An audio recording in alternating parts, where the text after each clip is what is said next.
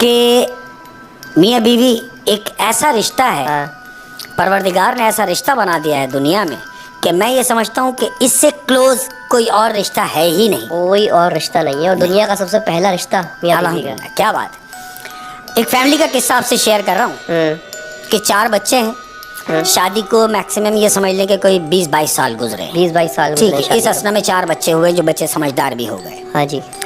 लेकिन अब चूंकि हालात हमारे मुल्क के कैसे चल रहे हैं, अब उसमें तो मैं ये समझता हूँ कि एक आम आदमी की ज़िंदगी गुजारना बड़ा मुश्किल हो गया। महंगाई, गुर्बत, तंगदस्ती। अब हर आदमी ये सोच रहा है कि यार कुछ अपना कारोबार कर लो। हाँ। तो ऐसे ही सोच को मद्देनजर रखते हुए मियाँ ने अपनी बीवी से जिक्र किया हाँ। कि कितना अच्छा होता कि अगर तुम्हारे वालिदैन इस काबिल होते कि मुझे फाइनेंशियली सपोर्ट कर देते तो मैं कोई कारोबार कर लेता, या कि मेरे वालिदैन इस काबिल होते कि मैं उनसे कुछ पैसे ले लेता, अपना कारोबार कर लेता। हाँ, कारोबार के लिए पैसे भी तो पैसे चाहिए। तो उसने बीवी पूछती है कितने पैसों से कारोबार शुरू कर सकते हैं आप? तो मियाँ ने ऐसे ही ये सोच के कि यार इसने क्या करना है, तो उसने उससे कहा कि मैक्सिमम 25 से 30 लाख रुपए दरकार होंगे किसी भी कारोबार के लिए। बीवी के मुंह से निकल जाता है कि अगर मैं आपको 50 लाख रुपए दे देती हूँ, लेकिन वो तो गरीब थे, उसका पैसा गरीब थे, हाँ। अगर मैं आपको 50 लाख रुपए दे देती हूँ हाँ। या इंतजाम कर देती हूँ तो क्या आप कारोबार खोल सकते हैं?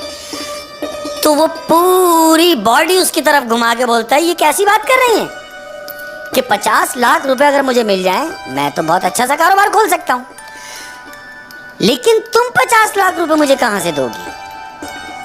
तो उसने अपने शौहर से कहा मैंने अपना इंश्योरेंस करा रखा है आपको बताए बगैर। लड़की ने अपना इंश्योरेंस कराया था। करा रखा है कि वो मेरे मरने के बाद वो पैसा मेरे मरने के बाद वो पैसा मेरे बच्चों के काम आएगा। तो इंश्योरेंस पॉलिसी में तो जब बीवी मरेगी तब वो पैसा उसके बच्चों को मिलेगा ना? बिल्कुल। और फिर उसके मियाँ को तो बिल्कुल जब तक वो जिंदा है ऐसा तो नहीं हो सकता। ऐसा नहीं हो सकता। लेकिन अब वो अपने मियाँ को क्या सेटिस्फाई कर रही है बोल के कि आप खुदा ना खास्ता, ऐसा नहीं है कि मैं ये कह रही हूँ कि आप मुझे मार दें।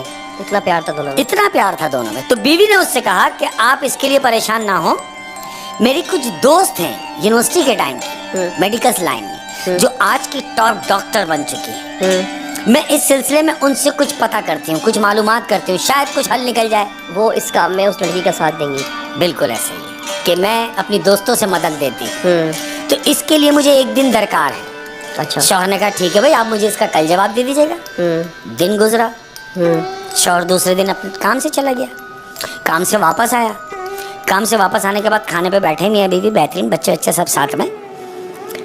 शौहर ने ऐसी रफली पूछ लिया कि भाई वो क्या हुआ तुम्हारे मरने का, मजाक के अंदाज में। तो बीवी ने कहा आप मुझे मरा हुआ देखना चाहते हैं?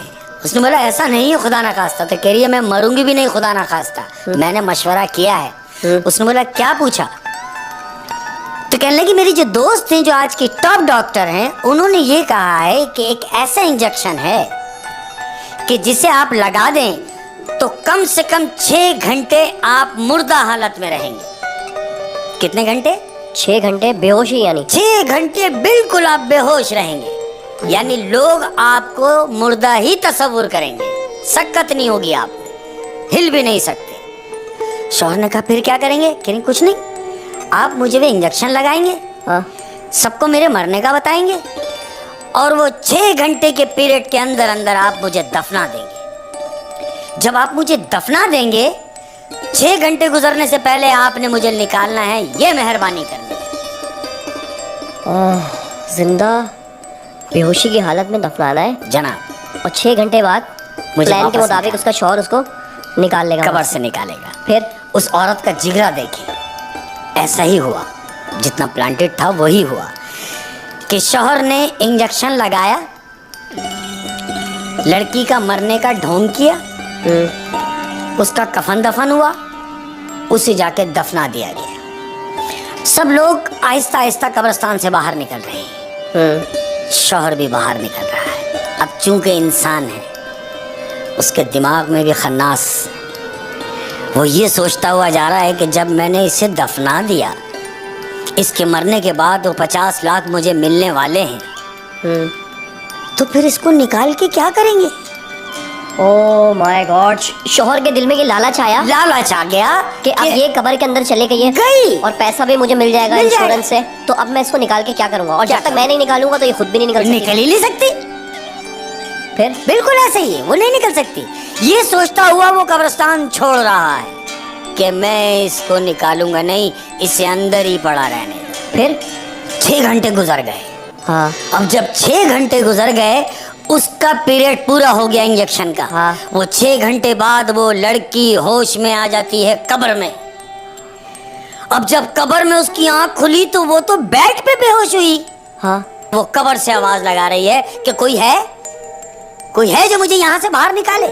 वो तो कब्रिस्तान है। तो वो इंजेक्शन का असर खत्म हुआ और वो कब्र से चिल्ला रही है कि मुझे बाहर निकालो। बिल्कुल। तो आस पास तो कोई भी नहीं होगा कब्रिस्तान में। इत्तेफाक से, इत्तेफाक कहो, ये अल्लाह की मेहरबानी कहो कि उस पे मौला मेहरबान था।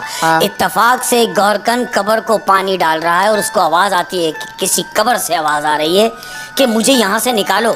अब चूंकि वो गौरकन है, हाँ, वो दौड़ता हुआ कब्र की तरफ जाता है, तो वो देखता है कि ये कब्र तो ताजी है, आज की है, इस पे से आवाज आ रही है। तो वो आवाज तेज तर होती चली गई कि मुझे निकालो, मैं जिंदा हूँ, मुझे निकालो। मैं जिंदा हूँ, ये आवाज आई। ये कि मैं जिंदा हूँ, खुदा के लिए मुझे बाहर निकालो।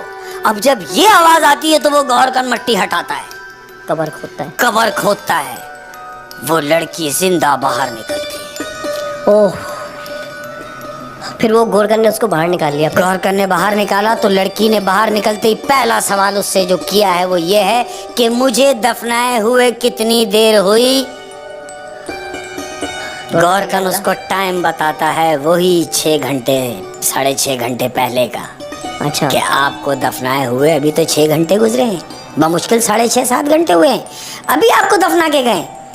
फिर अब वो लड़की जो ये इंतजार कर रही है कि उसका शौहर आएगा, क्योंकि टाइमिंग थी बंधी हुई कि तुम मुझे निकालोगे, हाँ, वो कब्रिस्तान में बैठ जाती है अपने शौहर के इंतजार। शौहर के इंतजार में।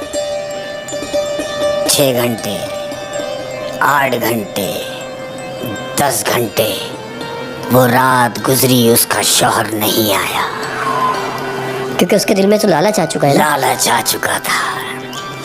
अब जब नेक्स्ट डे हुआ है, जैसे ही दिन क्रॉस हुआ है, वो लड़की अपने घर जाती है, जिस घर से उसका जनाजा लेके निकले हैं लोग।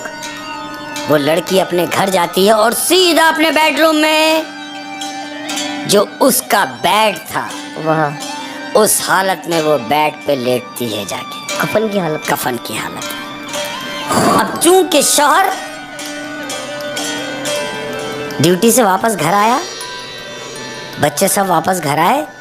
अब जब शौहर कमरे में दाखिल हुआ है तो उसने देखा कि वो उसकी बीवी जो मर चुकी है उसकी नजर में, हाँ, वो तो उसके घर में मौजूद है। तो वो शोर करता है ये बोल के लोगों को जमा करने के लिए कि मैं कहूं कि मेरी बीवी जिंदा होने का ढोंग कर रही है और ये एक लाश है।